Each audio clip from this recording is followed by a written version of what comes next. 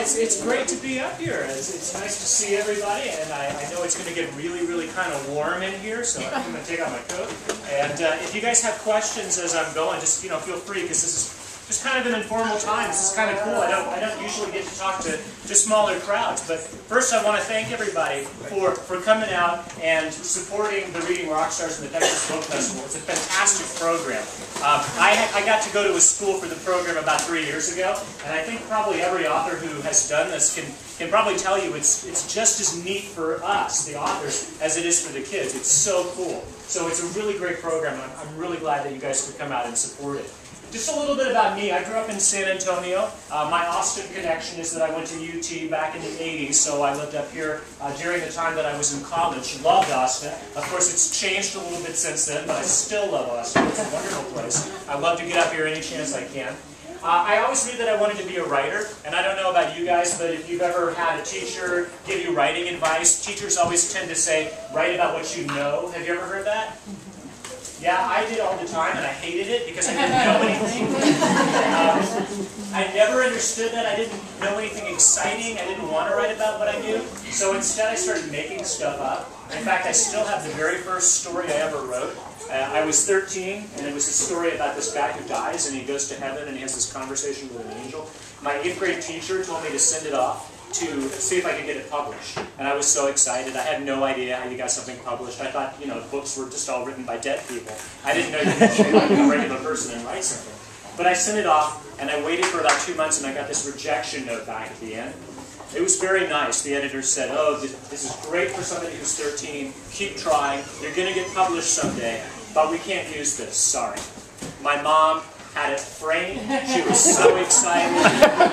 She hung it in our house, and it was there every time I went to the living room for years. And when I moved to college, when I moved up here to Austin, her house in San Antonio burned to the ground. Everything was destroyed except the rejection note. They pulled it out of the fire, totally fine, and she still got it in her frame, hanging in her house. But anyway, I went to college. I became a teacher. I taught middle school for a long time, 6th, 7th, and 8th grade. And while I was doing that, my students would always say, hey, Mr. Riordan, why don't you tell such great stories in class? Why don't you make up a story and write it down and write kids' books? Because they knew that I was writing these adult books for a long time. I was doing like these adult mysteries. But I always said, nah, there's nothing really I want to write about. And that changed when my oldest son was about in 2nd grade. He started having problems in school. We didn't really know what was going on, but it turns out he's dyslexic and he's ADHD, and so reading is really tough for him. But there was one thing he loved in school. He loved Greek mythology. He thought that was wonderful stuff. So I started telling him stories at home, like to keep him interested. I told him Hercules and Jason and the Argonauts and all these cool old stories I loved. And finally I ran out of stories, and he said, Dad, tell me another one. And I said, well, that's it. There's no more. He said, well, just make one up then. So, okay, how do you make up a Greek myth? Then I started thinking, and I thought about this old project that I used to do with my students, where they would make up their own Greek hero, and they would make up this adventure. And I said, well, why can't I do that? So I made up this kid named Percy Jackson, and I started talking about this story. I just made it up off the top of my head. After about 3 nights, I had the whole thing done. And he said, that was great, Dad, write it down. So I did, and I decided to call it The Lightning Thief. I showed it to some of my students at school. I was really nervous. I didn't know if they would like it. But they all said that they liked it, and so I sent it off, and that became the first Percy Jackson book. Funny thing, they gave me lots of good advice. My students were great editors. The first title for the book was actually The Son of the Sea God. But they said, you can't call it that because it gives it away. And I said, oh yeah. And so I made it The Lightning Thief. And they said, well, if he's got this pen that turns into a sword, what happens to the cap? And I was like, oh yeah. So I had to write something in there where the cap and the pen just sort of, they disappeared. Because my students were always losing their pens. So they were like, well, what if he loses it? So I had to make it so it comes right back to his pocket. They were real good about that. They pointed things out, not about it. Anyway, 5 books later, Percy Jackson came to a close. And funny, you remember that teacher who told me to get my story sent off when I was in 8th grade? If you look in The Last Olympian, the dedication is to Mrs. Pabst. That's the teacher. So she's still around, and I got to talk to her and send her a copy of the book and show her that my latest book was dedicated to my 8th grade English teacher. So it was kind of nice to be able, at the end of Percy Jackson, to bring it right back to the beginning.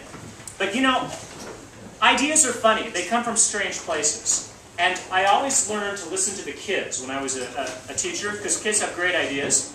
And as I was going around with Percy Jackson, they kept saying, why don't you do another mythology? Do something different. What about another kind of myth? I mean, there's all kinds of mythologies. I started thinking about it, and it's true. There's great myths. There's the Norse myths. There's the Chinese myths.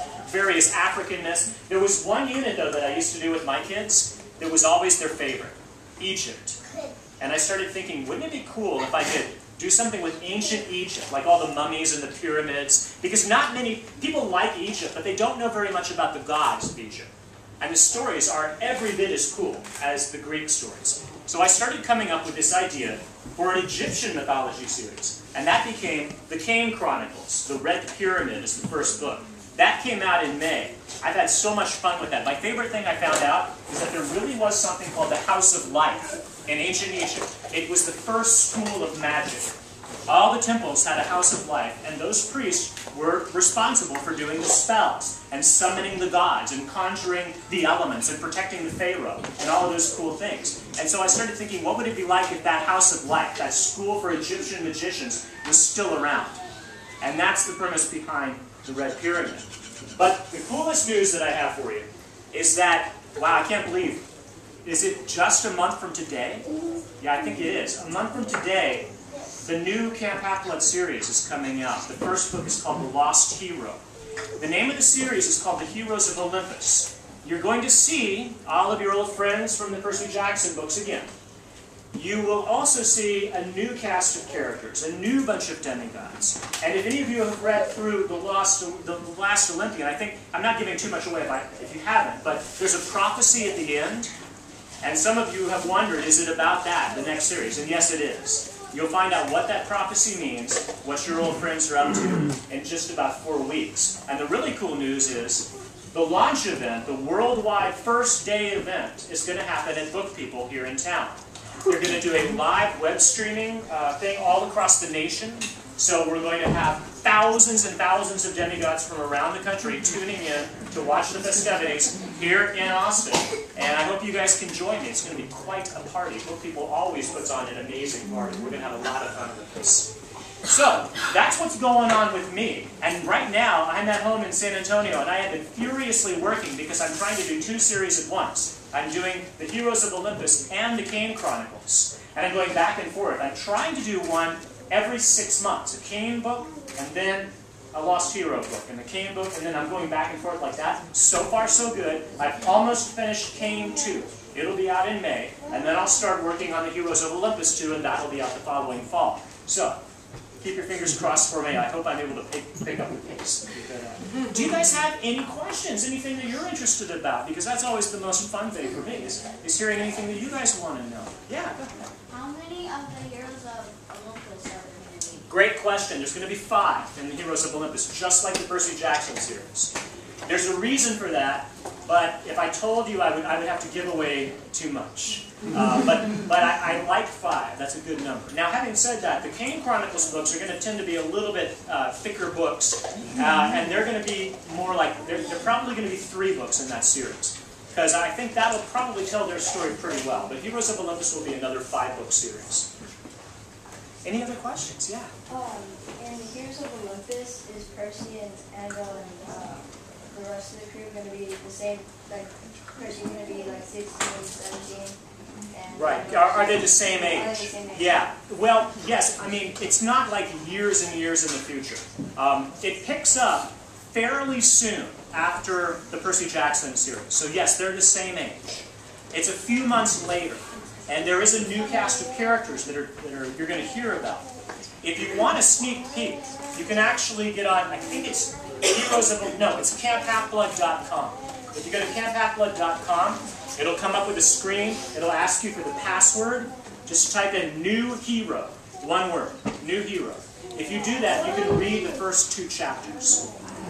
So that's a little sneak peek, and you can see where it's going.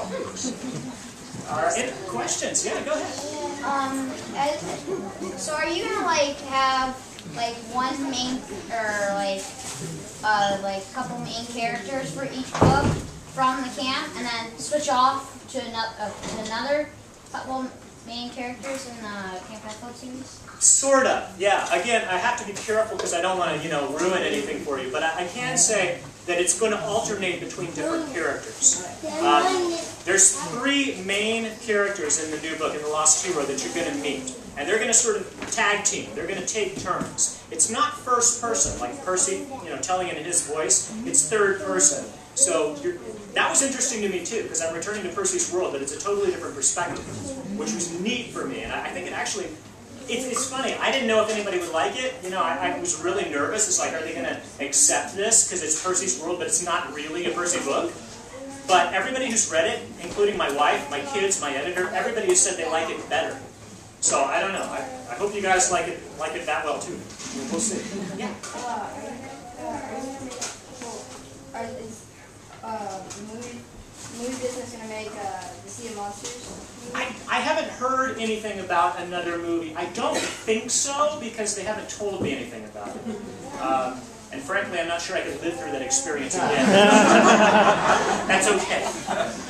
That's about all I know. Yeah. Is the Red Pyramid third person or first person? The Red Pyramid is actually first person, like Percy, except it's told from 2 points of view. It's Carter and Sadie, brother and sister, and they have a microphone. It's like an audio transcript. So during the book, you'll hear them arguing with each other, like, "Give me the mic! No, it's my turn. Get away! Stop hitting me!" And they'll tell the story. Sadie will tell it for a while, and then she'll pass the microphone to Carter. So it's like 2 different voices, but they're both first person. That was fun, because I taught a lot of siblings, and if you have a brother or sister, you know how it is when you're arguing. Yeah, it's like that for the whole book. It's fun. Were you disappointed with kind of the inaccuracies of the book when they made the Lightning Thief movie? I have to be honest, I didn't see the movie. Yeah, so I can't really get into the details of it. But the reason I didn't is because, I think if you have a book version, you already have the best version of the story.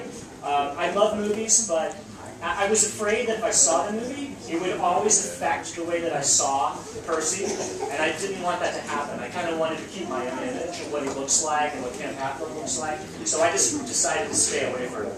So, can't really tell you. Yeah? Are those first 2 chapters that you put online, are they going to be for certain what's going to be in your book? Yes. Yeah, I mean, there may be like a word or a comma or something that we changed, but yeah, I mean, basically, yes, it is what's in it. So it's about 17 pages or so. So I mean, it'll give you a pretty good idea of where things are going. Yes, ma'am. Favorite character in the Percy series? Tyson or Grover. They're just so funny. I love writing Tyson especially. I mean, he's so sweet. I love writing about him. He always makes me laugh. But I like all the characters. It's kind of hard to pick. Any other questions? Saw a hand over here. Yes, go ahead. Any of your characters based on anyone in your family? Anyone in my family? Oh, wow, I'd get myself in trouble if I said it's funny, characters tend to be like combinations of people, like a little bit of this personality and a little bit of that personality kind of put together. It's weird, it's like it's a big stew, and all my experiences go into the big pot, and they come out and they turn into something else. It's kind of a combination. And there's a few that are, like, not necessarily my family, but Mrs. Dodds, the evil math teacher in The Lightning Thief, she's very real.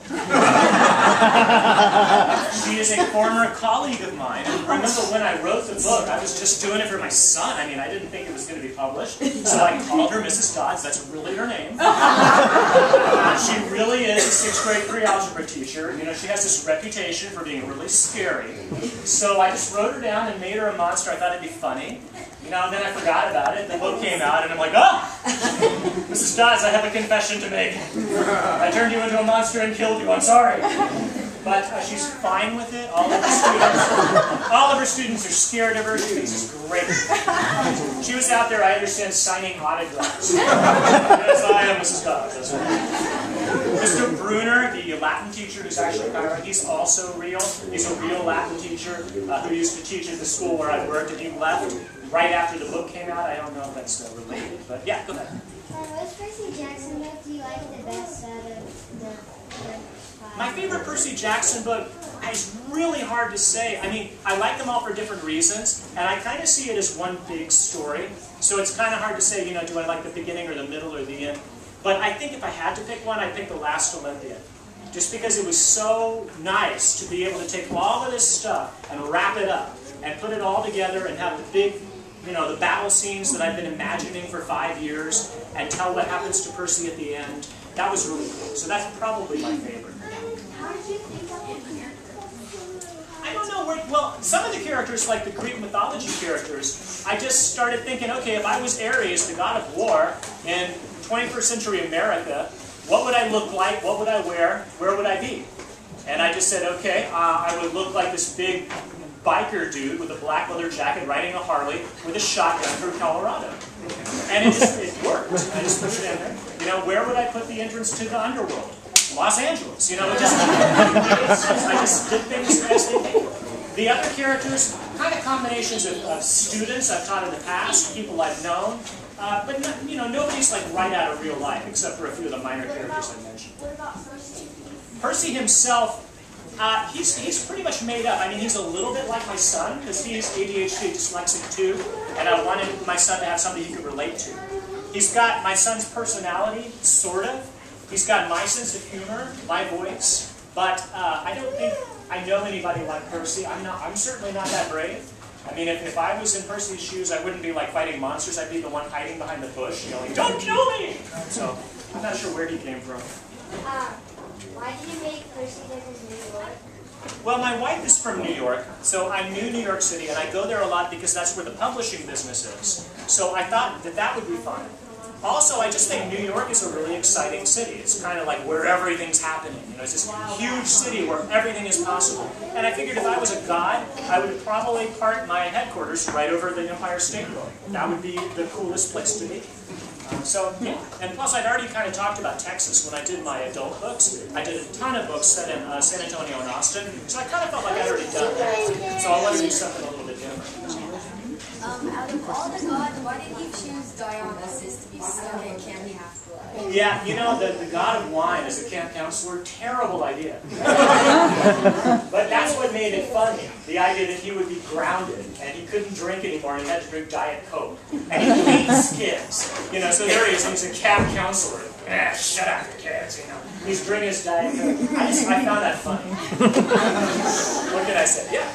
If you had to pick another ancient mythology to write a book series around, then what would you think? Oh yeah, there's so many cool ones. I think probably if I were going to write another one, the next one would probably be Norse. Because I love the Viking stories, Thor and Odin and Loki and all of those guys. I'd love to do that book, and I hope I'll get to someday. But with the Heroes of Olympus and the King Chronicles, I mean, you know, it's going to be, you guys are going to be in college by the time I get to that book. So it's going to be a while. Do you think that are the gods in most of the mythologies kind of related? Like there's a god of the sea in one of them, and there's another god of the water, sea in another mythology. That's true. The gods do have a lot in common. And in fact, when the Greeks went into Egypt and took over Egypt, they started trying to compare things. They said, well, let's see, Thoth, god of knowledge. He's kind of like Hermes. I don't know how they got that, but so they named Thoth City Hermopolis after Hermes because they thought Thoth was basically the same thing. Yeah, so a lot of them do have a lot of overlap. Sometimes they're different. Like the Vikings, the Norse, they have like 6 war gods. So you can tell war was really important to them. Do you think that makes it easier or harder? I don't know. I guess you could just pick one. You know, if one doesn't like you, you could pick the other one. And I kept telling people for years and years that the Greeks don't have a goddess of snow because it never snows there. That's not true. I did a little more research, and I found the Greek goddess of snow.